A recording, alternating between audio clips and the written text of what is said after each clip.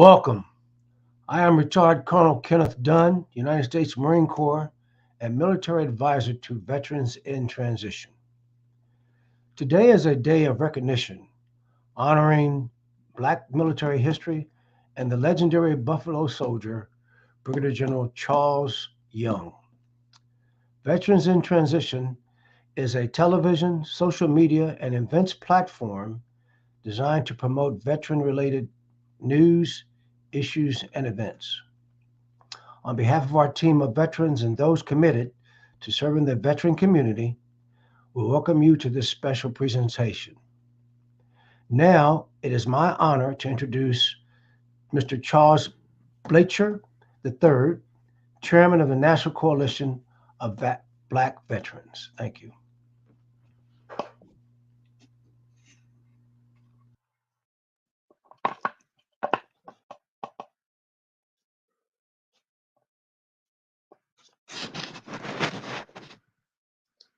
Thank you.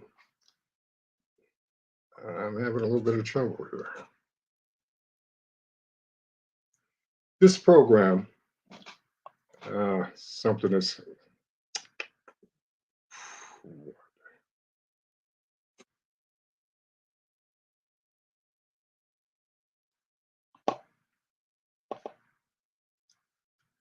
gentlemen, my apologies. Everything that could go wrong just did.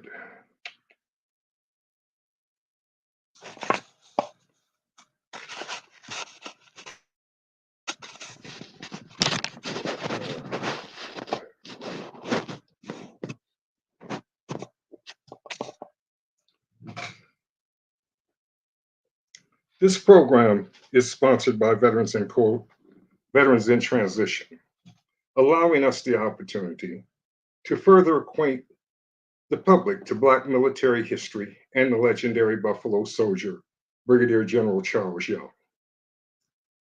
We are joined by guests representing other organizations that share our value in the preservation of the history. We will also introduce the sculptor who created the Marquette of Brigadier General Young on horseback. Marquettes are on display in the Kentucky African American Heritage Center in Louisville and the Buffalo Soldiers National Museum in Houston, Texas. Our goal is to create a statue of the general in Washington, D.C.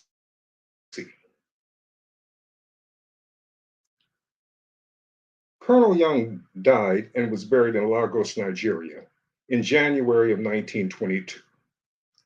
His body was exhumed and reburied in Arlington National Cemetery on June 1st, 1923. This event commemorates the 101st anniversary of his homecoming. Over the next hour, you will meet and hear from a Black military historian, a descendant of Charles Young, advocates, and public officials about the history and the ongoing efforts to raise public awareness of the importance of the subject and the legendary Buffalo Soldier. With that said, let's talk. The deeds of our past are the foundation of our future. Black military history is a complicated subject, especially without an understanding and appreciation for the true value of the service. Historically speaking, why would people of secondary citizenship status put their lives at risk to protect the freedom and rights of others?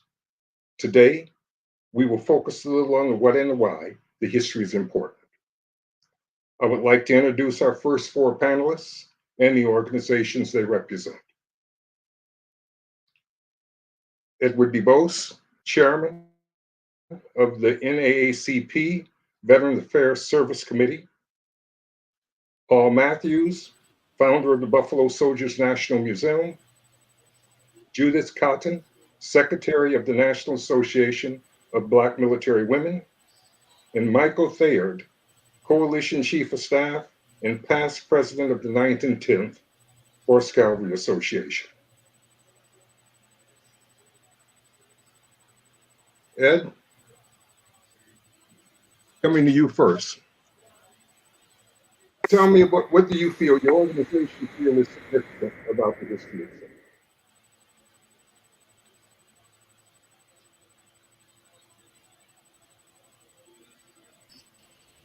Ed, you're on mute. I'm sorry,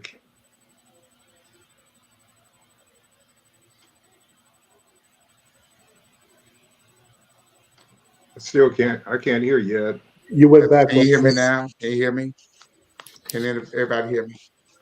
Yeah, I hear you now. Yeah, so I thought Yeah. this was one of those where you would automatically take us off mute. That's my apologies. I was thanking you, and I still thank you, Charles, for your vision in bringing this panel together. I think all of the panelists in your respective organizations, and I'm so proud to know that Charles, that the NAACP um, honored Brigadier Charles Young uh, back in 1916 um, as Yes. one of our spin guns, one of our highest awards winners. And so we recognize his place in history. We also, uh, this year, um, passed a resolution supporting uh, the statue of Charles Young in the museum. So I'm excited to be a part of this panel, not only for Brigadier General Charles Young, but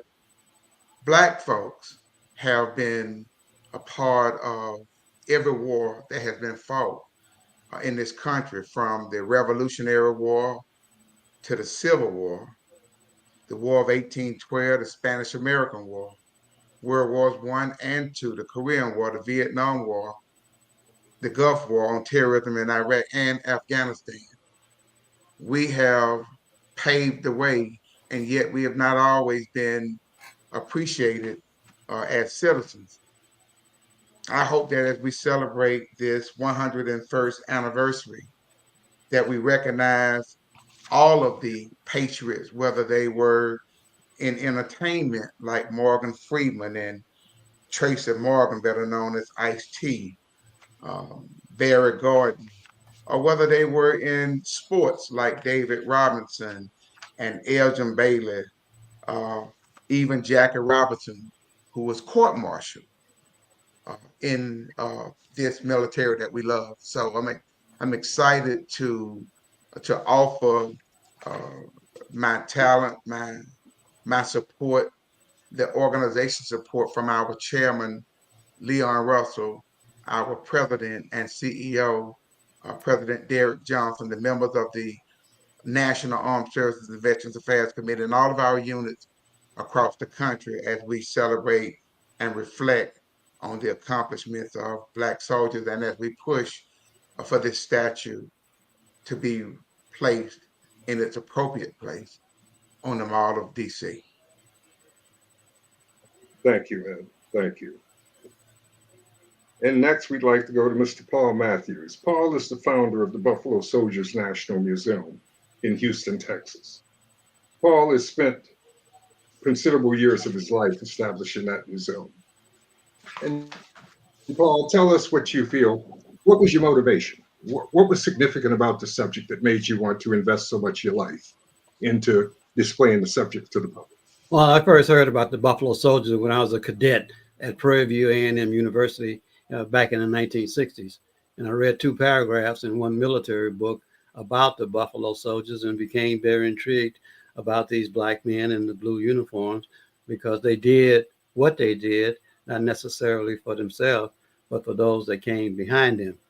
I think I should tell you, first of all, that the museum opened January the 5th, 2001, and we focus on and feature the Buffalo Soldiers. But in actuality, we give a perspective on the African American military experience from 1770 to 2000, or from the Revolutionary War to the Persian Gulf War. If you talk about personalities from Christopher Sadek to Colin Powell. And our mission is to preserve, promote, and perpetuate the honor and legacy of the brave men and women who fought, bled, and died in defense of America. And we want the world to know that. So, what did they do? Who were the Buffalo Soldiers? The peacekeepers in the American West. They built camps, forts, railroads, delivered the mail, strung telegraph wires, charted the land, chased down outlaws, comancheros.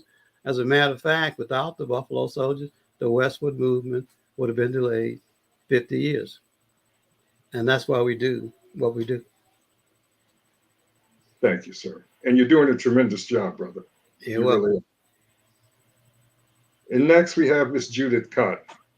Judith is the secretary of the National Association of Black Military Women.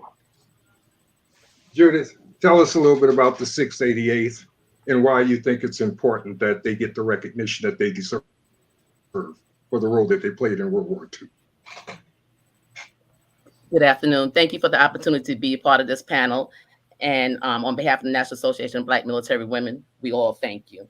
It is very important for us, for the 688 that served in World War II, 855 Black women that served and did exceedingly abundantly upon what they were supposed to do. And they came home to nothing. But thank God through the works of the NABMW and everybody else that contributed some, assistance, they were honored 75 years later, which really was way too late. So it's important to us to really put out the word that individuals, trailblazers such as the 688, 855 Black women that serve, just like those women trailblazers, we need to honor them, get the word out to let everybody know women did serve. Women have been serving since the American Revolutionary War. And we have to let people know so that our legacy continues on and people will know, yes, women exist, we serve, we do just as much as the men do. So the 688 did an awesome job. And I hope everybody watches the movie that comes out that Tyler Perry is going to do. It's supposed to come out towards the end of the year. And I'd like to say your organization is doing a tremendous job. Recently, you guys were awarded the Congressional Gold Medal, if I'm not mistaken. And there's also been a base named after Charity Early back in Virginia. Yes, sir. And you're doing a tremendous job. And tell the organization that we certainly do appreciate the work that you're doing with the subject. Thank you. Thank you, sir. Next, Michael Theodore. Mike is the coalition's chief of staff and the past president of the 9th and 10th Horse Cavalry Association. Mike, tell us why it's important that this history is preserved. First of all, I'd like to take the opportunity to thank everyone on this panel this afternoon, with emphasis to you, Charles, for the opportunity to speak amongst such an esteemed group of people that are working to preserve and perpetuate and promote, as Brother Matthews spoke, the legacy and achievements of our ancestors.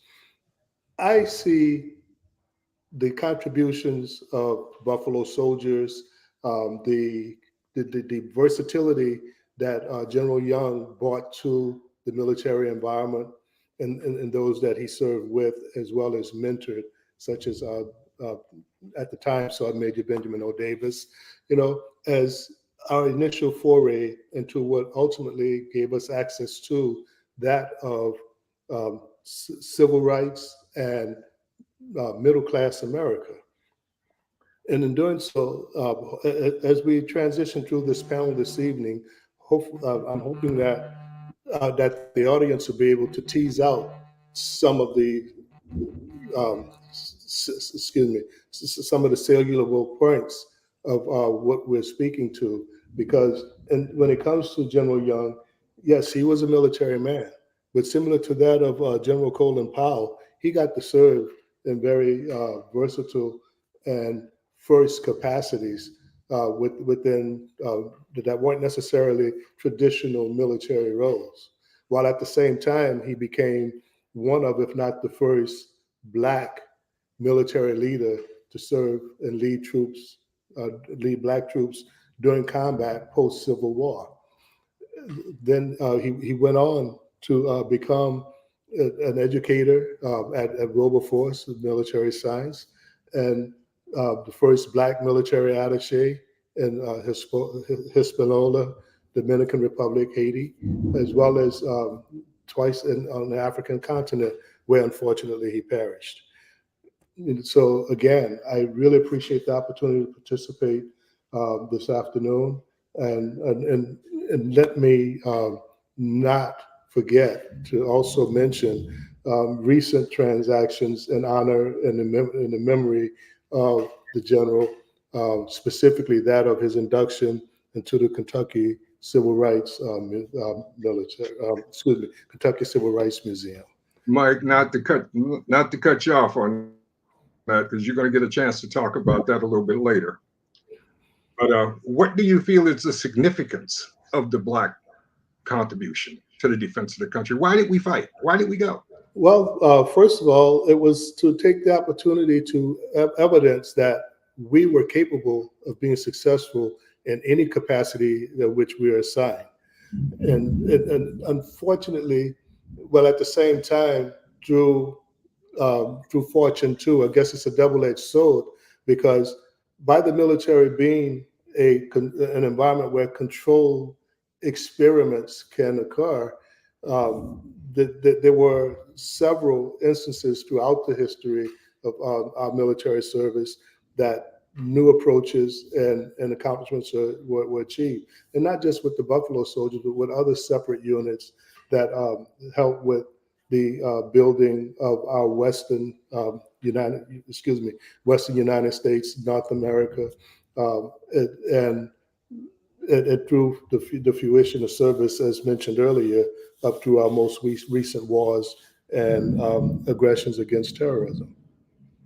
If I can make this statement here, many young people that are really not so much aware of the history itself,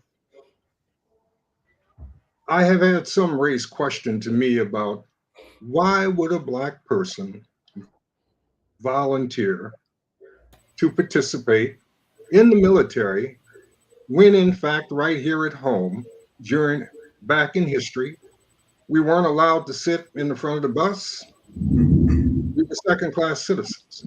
And many of our youngsters don't really understand the motivation behind the service itself. And I do think it's important that we provide clarity, not only to what we did, but why we did it. To me, that's the most important part of the history. It's about why. And We know the Tuskegee Airmen flew the same airplanes that the white pilots flew. But the difference is, why did they fly those planes in light of the social conditions which their people were living under that particular period in this country's history? And I do think it's important that we add some clarity to the why. yeah, let me just take a shot at that. I Go mean, you ahead. can look at it from a different perspective. Going back to Frederick Douglass, he made a very important point at the start of the Civil War. Frederick Douglass said, and I'll paraphrase, give the colored man a uniform, a buckle with the U.S. on it, a button with an eagle on it, and a musket. And you'll make him a citizen, but you also make him a man. Because what he was trying to do was make sure the Civil War was being fought for freedom and not just to save the Union. And that same thing can be carried on in other wars. Yes. I think that's sort of the background. And the other thing is, if you were Black in America prior to the Civil War, you were basically doing three things: picking cotton, cutting sugar cane, working in tobacco field, or working in rice paddy. Guess what you were doing after the Civil War? Picking cotton, cutting sugar cane, and the same thing. The military offered the first opportunity for the Black man in America to grab a hold of the American dream. And in World War II, a simple example said the double V for victory: victory against Axis in Europe, victory against racism at home. So I think the military offered those things. If you look at that from the Civil War all the way through the Persian Gulf War, that's why we did what we did. Go ahead, Ed. Go ahead. You're on mute, Ed.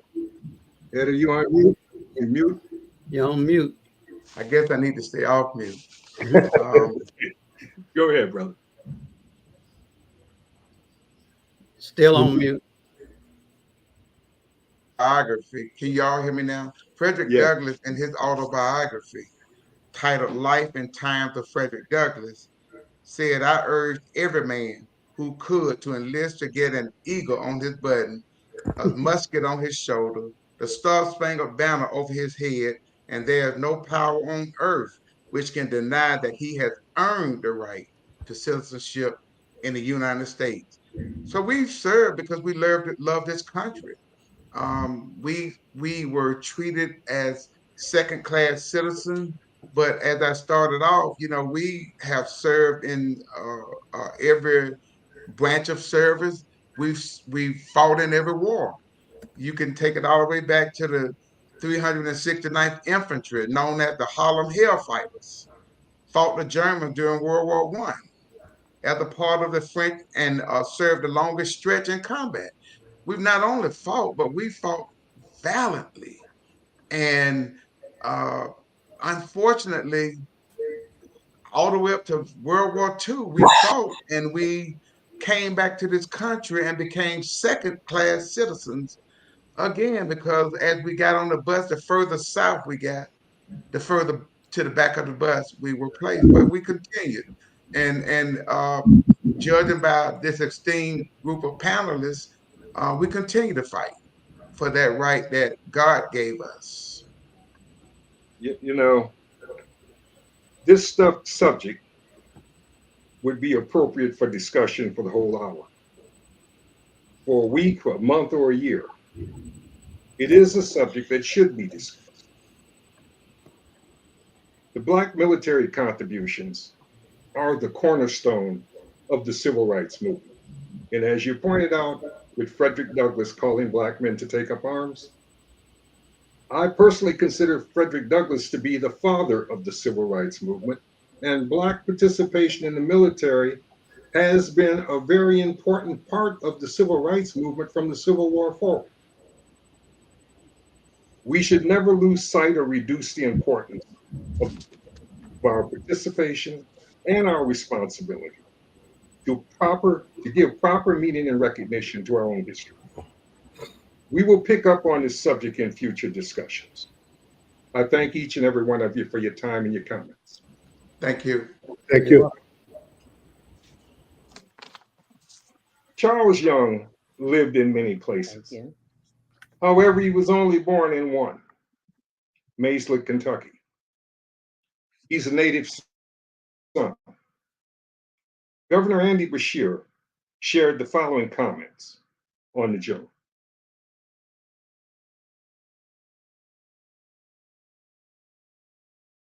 Rodney, do we have him?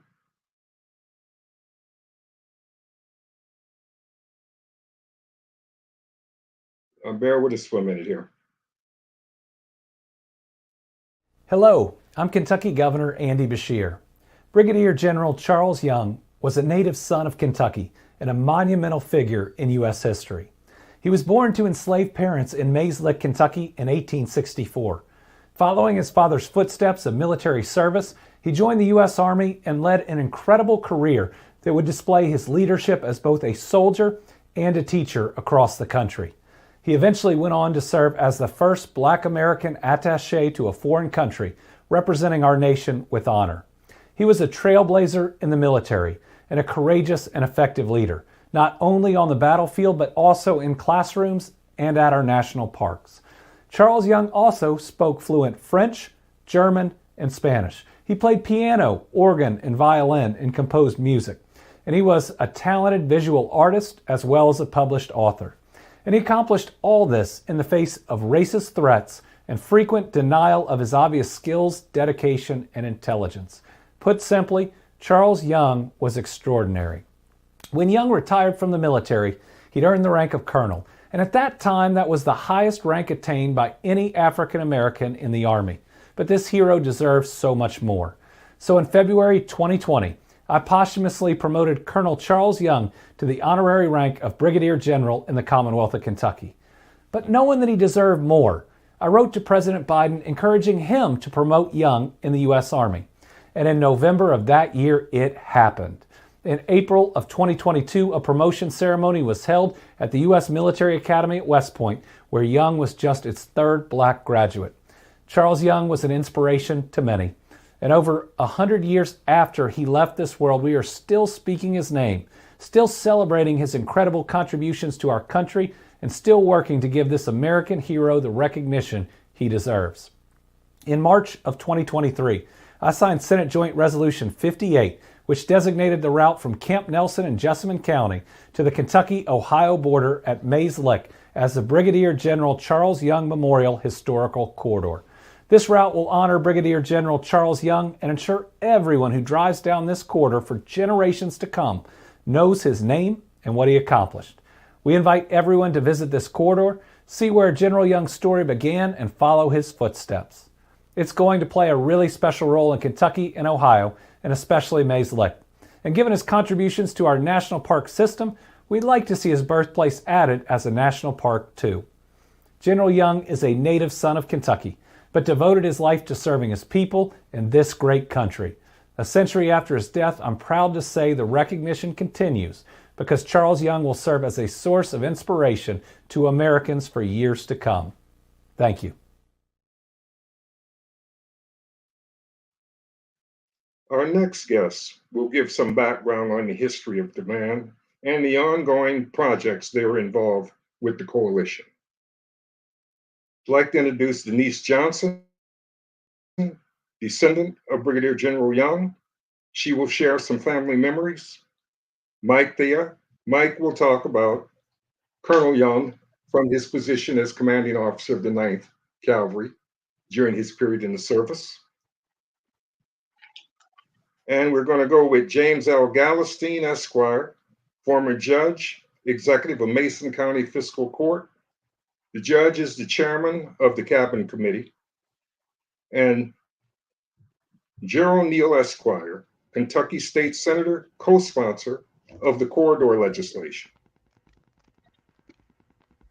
I'd like to go to you first, Denise. Good afternoon, everyone. Good afternoon, and thank you for being a part of this awesome historical event. As Charles was saying about my ancestor, I too was born in Mays Lick, Kentucky. Small town at that time with a population under 1,000 people, all right?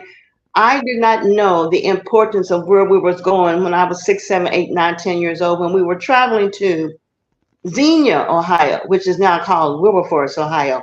We were going to Colonel Young's home to celebrate family gatherings. I had the opportunity to meet Charles Young Jr. and his daughter, Maria. And I did not realize the importance of who they were as years went on until my grandmother passed away in 2002, and I inherited the family Bible.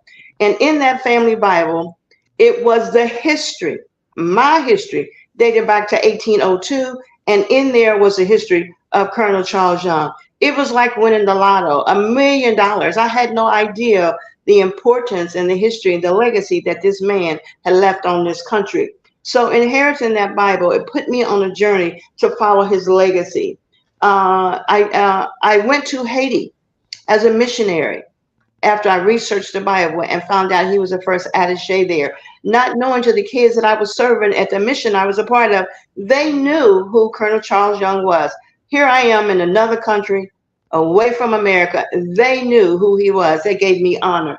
Not to mention, I received a proclamation from President Obama in 2013, acknowledging the history that he has done. In 2016, I had the first Buffalo Soldier bike ride, thanks to Reverend Bennett, who will be on the call, and Judge Galestine for being there. And I have to too give thanks to Jerry Gore, who's no longer with us.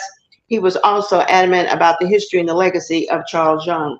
In 2020, I received a letter of citation from the House of Representatives in the Commonwealth of Kentucky.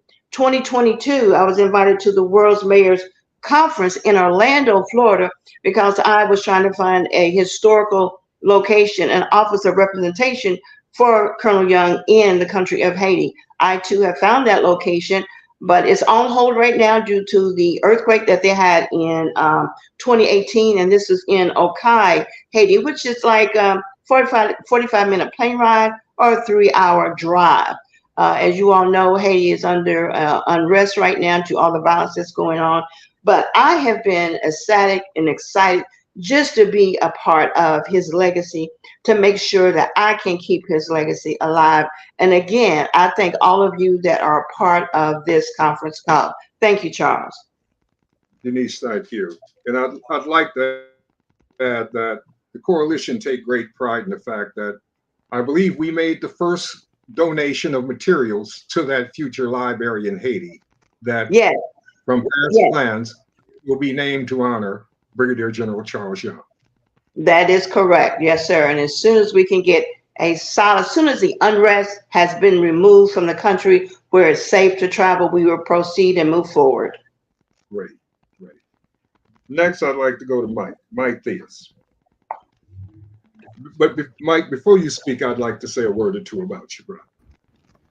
Mike is the chief of staff for the coalition. He's filled that capacity for what, about the last 6 months? About that, yeah. And he has been a tremendous asset to this effort. And brother, I just publicly want to say thank you for your contribution to the effort. It's been very valuable in helping us move forward. Well, thanks a lot for your kind words, Charles. I look forward to continued support in the directions that we choose to head in. And with that said, bro, tell us a little bit about Colonel Young as a soldier. Yes, I'll speak to you briefly about his military career, which spanned approximately 33 years of segregated service, wherein he became the highest ranking, as the governor mentioned earlier, the highest ranking Black man to serve in the United States Armed Forces until his death in 1922. Now, Lieutenant Young graduated from West Point in 1889 and was assigned to the 9th U.S. Cavalry and served at Fort Robertson, Nebraska, as well as Fort Duquesne, Utah, which were frontier posts, and subsequently he was reassigned to Camp Alger, Virginia. When those duties ended, he was reassigned as a professor of military science at Wilberforce University, Ohio, on detached duty, and promoted to first lieutenant in 1896. In 1898, then Captain Young was appointed to major with the U.S. Volunteers and the Ohio National Guard to command its 9th Infantry Battalion, which was different from that of the 9th U.S. Cavalry that was authorized through public law in 1866. And he served with that battalion during the Spanish-American War as one of the first Black leaders to lead troops in combat. In 1899, he returned to the U.S. Army 9th Cavalry and served at Fort Duquesne, where he met and encouraged the then young Sergeant Major named Benjamin O. Davis to attend Officers Training School, who later became the first Black general in the U.S. Army. In 1901 through 1902, Young commanded troops in combat in the Philippine Islands during the Philippine Insurrection and was promoted to captain in 1901. 1903, he assumed responsibility as in a non-traditional military role as the first Black superintendent of Sequoia National Park in San Francisco. In this capacity, again, he served as the first Black appointed as a national park superintendent, which predated that of the National Park Service, which ultimately became the National Park Service. 1904 to 1907, Brigadier General Young became the first African-American appointed as military attaché while serving in Hispaniola, as his descendant, Ms. Denise, spoke to a little earlier. In the Republic of Dominican Republic and Haiti. In 1908, he returned to the 9th Cavalry and served at Camp McGrath in the Philippine Isles, and again at Fort D.A. Russell in Wyoming. In 1915, Young was appointed to serve as military attaché and promoted to major, where he developed the Liberian Frontier Forces, built roads, and was wounded during a rescue mission. In 1916, he was recognized for his exceptional career by the NAACP and became the second recipient of the Spingarn Medal. In 1916 through 17, He was reassigned to the 10th U.S. Cavalry during the Mexican Revolution and served with General Black Jack Pershing during the punitive 300-mile expedition into Mexico, from where he was promoted to the rank of lieutenant colonel. Now, during the subsequent promotion board, he was medically retired for hypertension, high blood pressure, but promoted to the rank of colonel. In response to and to prove his fitness for duty, the then Colonel Young rode and walked nearly 500 miles from Wilberforce, Ohio to Washington, D.C., but he was not recalled to active duty until with a matter of days prior to armistice being declared and signed, ending ending World War I, which was too late for him to command troops, serve in combat, or be promoted to the rank of Brigadier General. However, he was, in 1919 through 1922, he was recalled to active duty as military attaché to Liberia, and while on an intelligence mission, he became critically ill and died, was buried with military honors by British troops in Lagos, Nigeria, on the 8th of January, 1922. You know, I'd like to add something on that. In 1918, General Young, when he came out of medical retirement, he was stationed in Camp Grant, Illinois. I was raised in Rockford, Illinois, which is right outside of town from Camp Grant. Never heard a word about this man's name until I came to California many years later and began research on Black history. As a matter of fact, I had a great uncle, Jim Mayfield, who served with Colonel Young at Camp Grant during 1918. And you're right, Mike, he was brought back on active duty. I think it was 5 days before the armistice was signed. But there's a tremendous amount of history about this man. And it's something that we all should be honest of and proud of. From there, I'd like to go to our next panelist, Judge James L. Galliston. Judge, I met you in September of 2010, if I'm not mistaken, at Arlington National Cemetery. That's correct. That's correct. You were accompanied by Dr. Jerry Gore. Right. And you invited me to come down to Millville to see a cabin that was on its last leg that the colonel was born in. That's correct. I commend you for taking on the task of restoring that. Thank you. Yes. And would you please speak for a few minutes about your motivation for getting involved with that project? And again, the work that has proceeded since then. Thank you all. Thank you everyone for being on the panel. It's been an honor for me to, one of the great honors, to work with Jerry Gore on the cabin project. Had not it been for Jerry, the cabin probably would be crumbled by now. But Jerry Gore came to me and we went out to look at it, and he said, you know, there's something going on in Washington, D.C., and we should go up there and be a part of that. And that was he came to me in 2009. We went to Washington, D.C. in 2010 to see what was going on about the cabin. And that's where I met Charles. He was able to go back, but I went back in 2013 to tell the gathered group that the physical court was looking into about moving the cabin and had a place for it to go, and was going to preserve it. But in the meantime, the lady that owned the place decided to sell, and I asked the court if they would help me purchase the home and the cabin and the 30 acres that was still there to be had.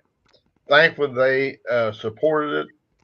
The county put up about $225,000 at the time, and we were able to disassemble the cabin, put it all back together.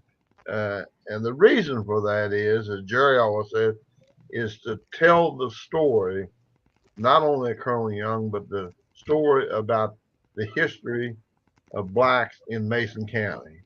Yes.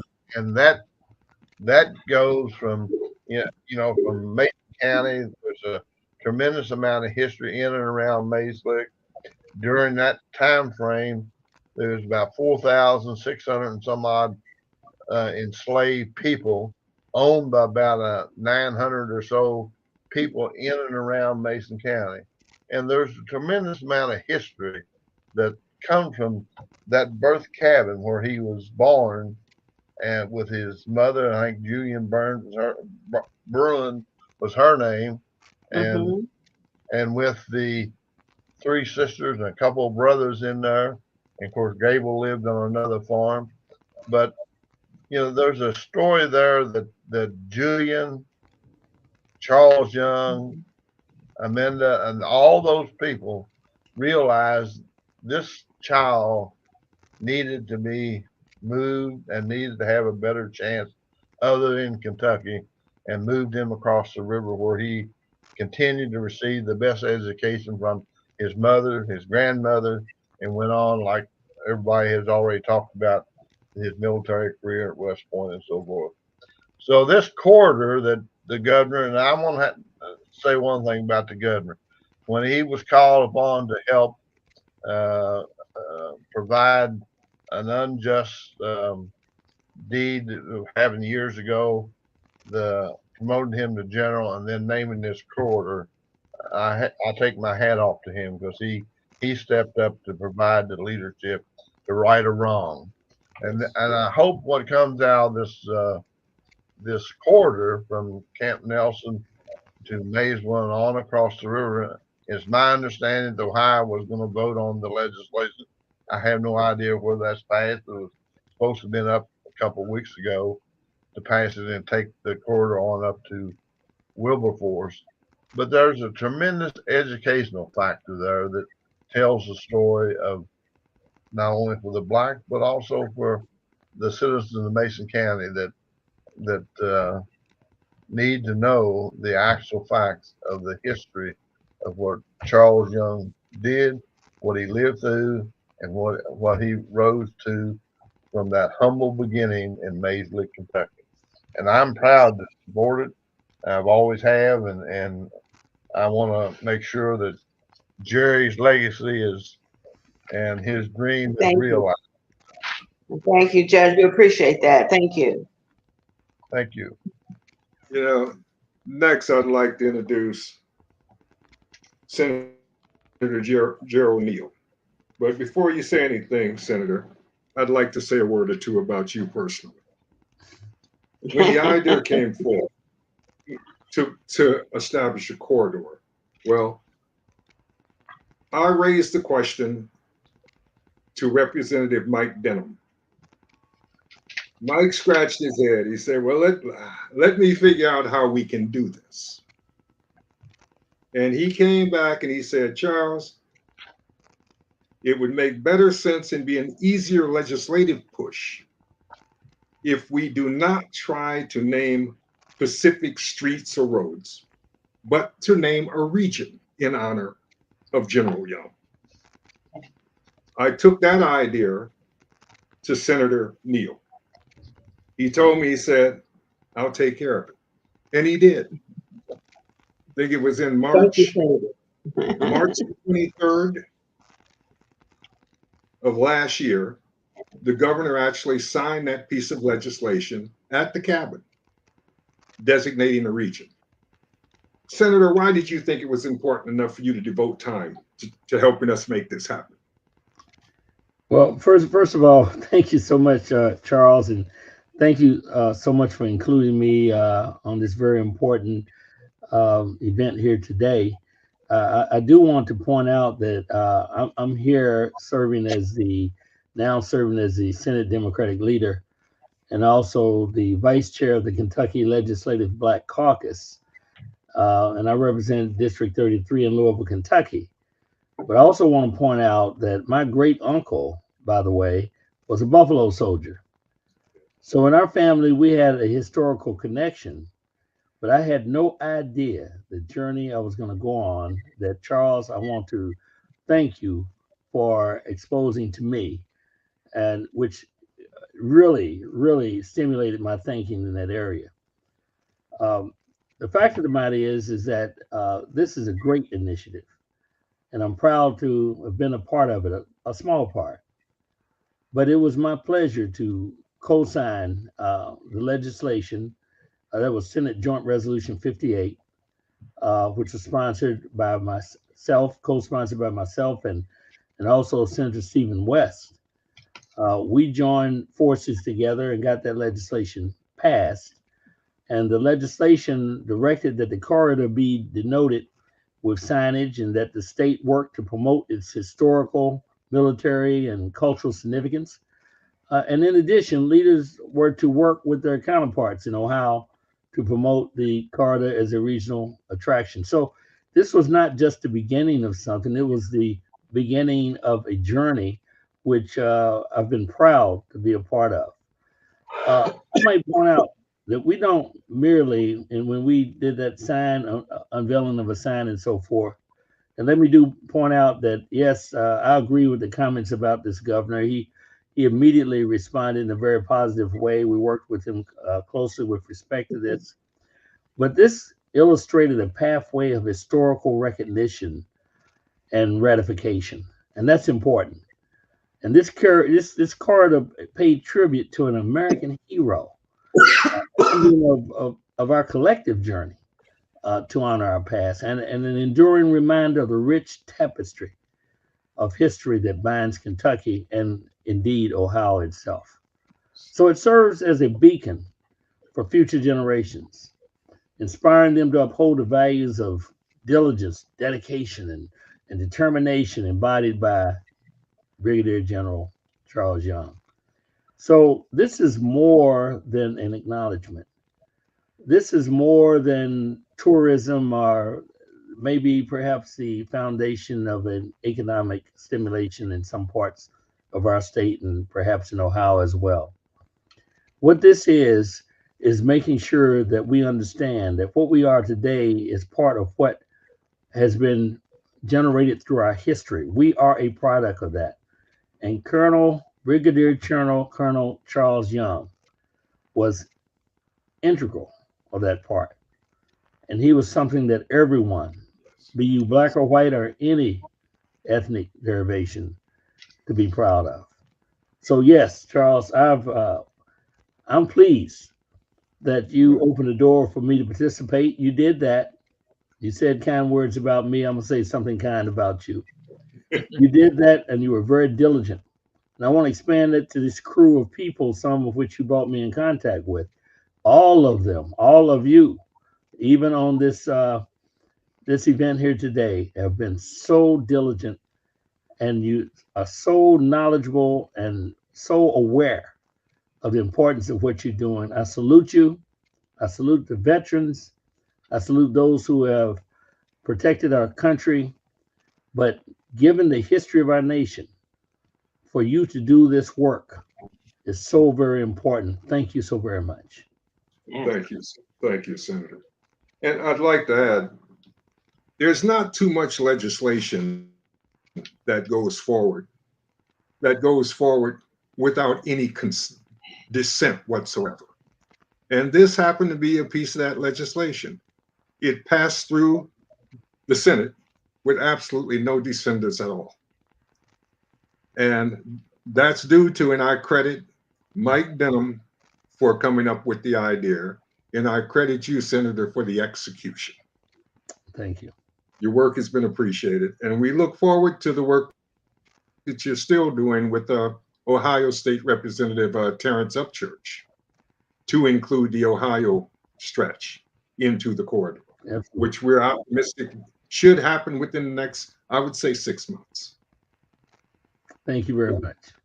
Thank you, sir. And with that said, I'd like to introduce our next speaker, Reverend L. Rodney Bennett, representing the Omega Psi Phi fraternity. Rodney and the brothers from the fraternity has been with us a long time. As a matter of fact, I recall when we had a cabin work day where we had people fly in from around the country to work on the restoration of that cabin. And I would appreciate Rodney coming on and saying a few words about the support that they have provided and are willing to provide in the future to help bring that project with the cabin and the statue into fruition. Reverend Bennett, are you with us?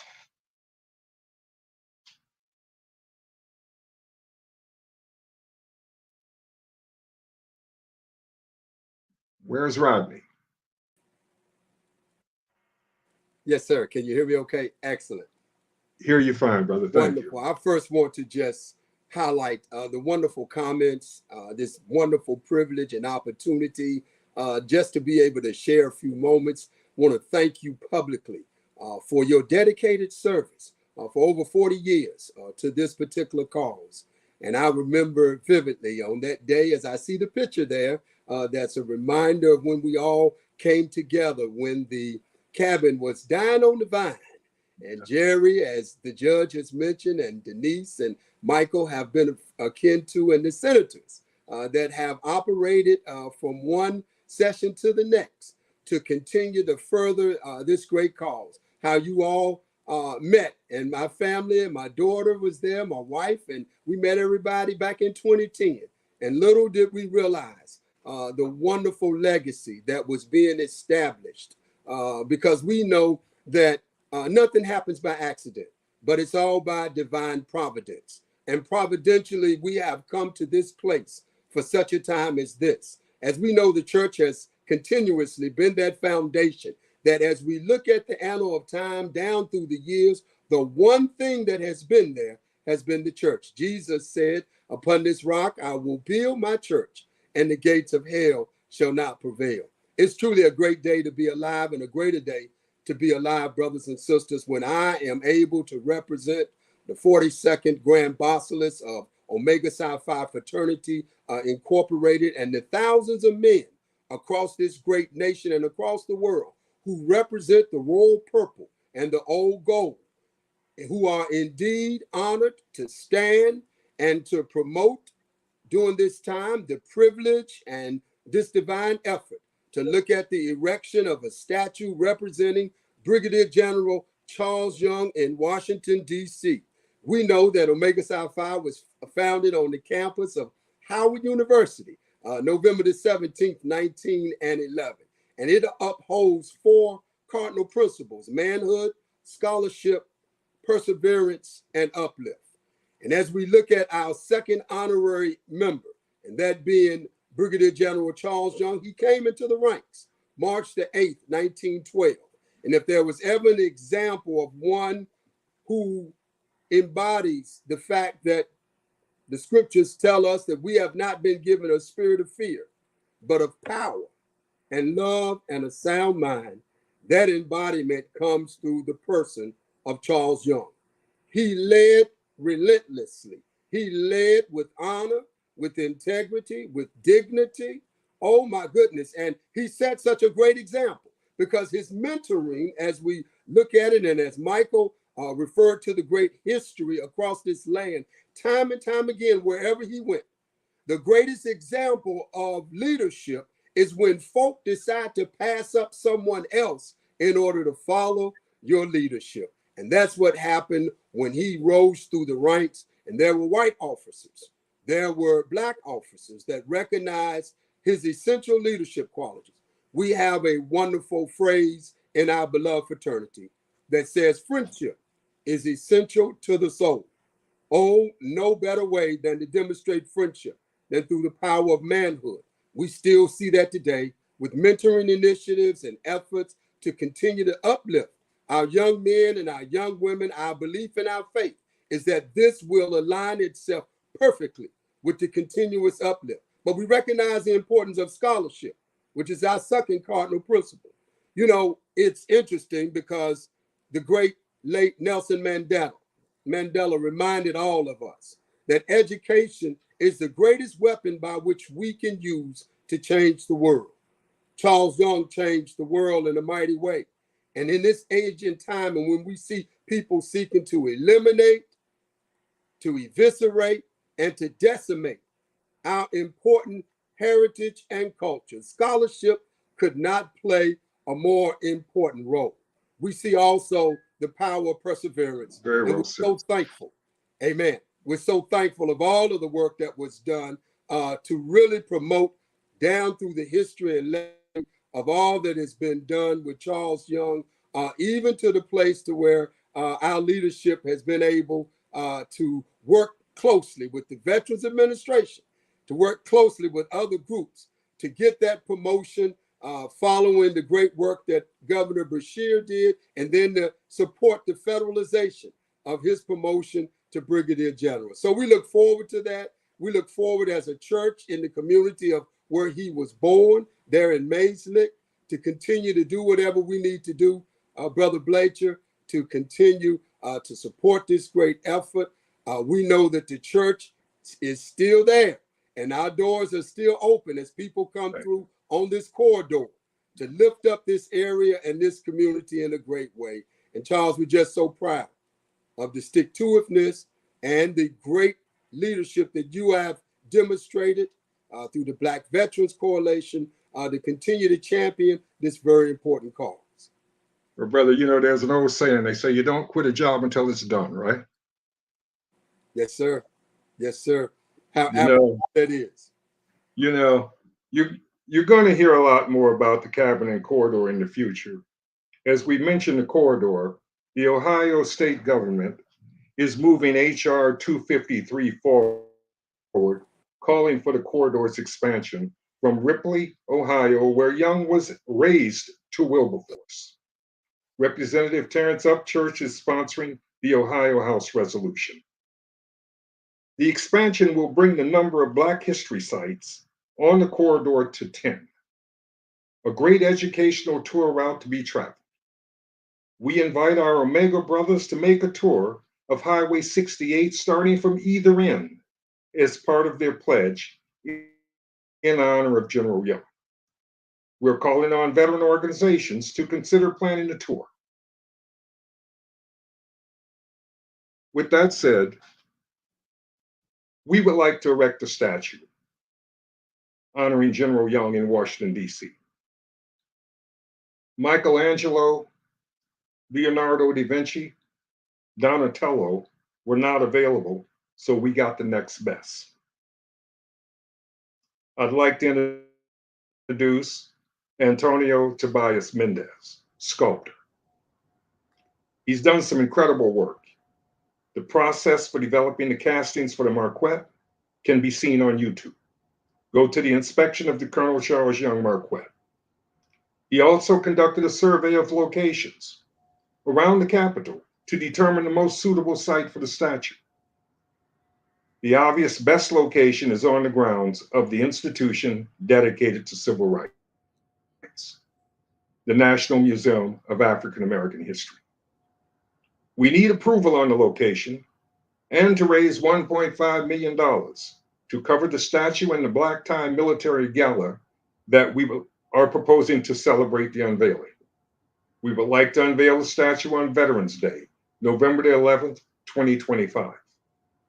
Antonio, how much production time do you need to reach that timeline once we have secured the location and raised the funds? Hello, Charles.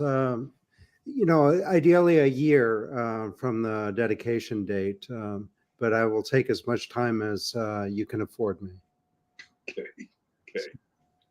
Well, in terms of time, we need a minimum or a maximum timeline to work on. Let's say, can we give you 10 months? Could you do it in 10 months? You know, most of it is going to be the Foundry's production. And as you know, the scale of this project is monumental. And it's very possible to do it in 10 months, yes. Okay. And I'd like to say this, Toby, about you personally. I met you, how many years have we been working together? Long enough that I knew your grandchildren when they were babies, probably. You know, I think it was prior to 2010. So it's been a while. Right. You know, years ago when we were talking about the concept and the idea, Of course, at the time, we didn't have any funds at all, and we were working basically with a concept. And I really do appreciate the fact that you came aboard and you took this on, and you have been diligent about working with me and working with us to try to push this forward and to commend the outstanding work that you did on the Marquettes. Those Marquettes are going to be a part of a corporate program, fundraising program in the future. We're only going to make 13 of them.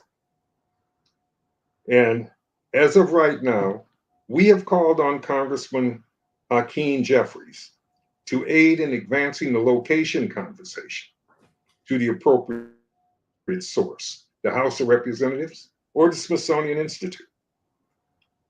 We welcome the nation's oldest civil rights organization, NAACP's endorsement. They recently passed a resolution joining us in calling for the statue to be located on the museum property. The Omega Psi Phi fraternity has joined the call also by resolution. I would like to introduce the team assembled to pursue the land usage agreement. The statute committee consists of the following individuals: Kentucky Senator Gerald Neal, James L. Gallestein, Mike Theus, Lindsay Riley, who's a descendant of Charles Young, Ricky Lewis, the Grand Boslet of the Omega Psi Phi fraternity. Reverend Rodney Bennett will serve as a proxy for the fraternity. Mike Denham, Vice President of the Bank of Maysville, and the NAACP has committed a representative to serve. We'll keep you posted on that one. We hope you found this program informative. Before closing, we would like to acknowledge another anniversary as it relates to Brigadier General Young. 106 years ago, on June 6, 1918, then Colonel Charles Young undertook a walk horseback ride from Wilberforce, Ohio to Washington, D.C. His purpose was to protest his medical discharge from the Army.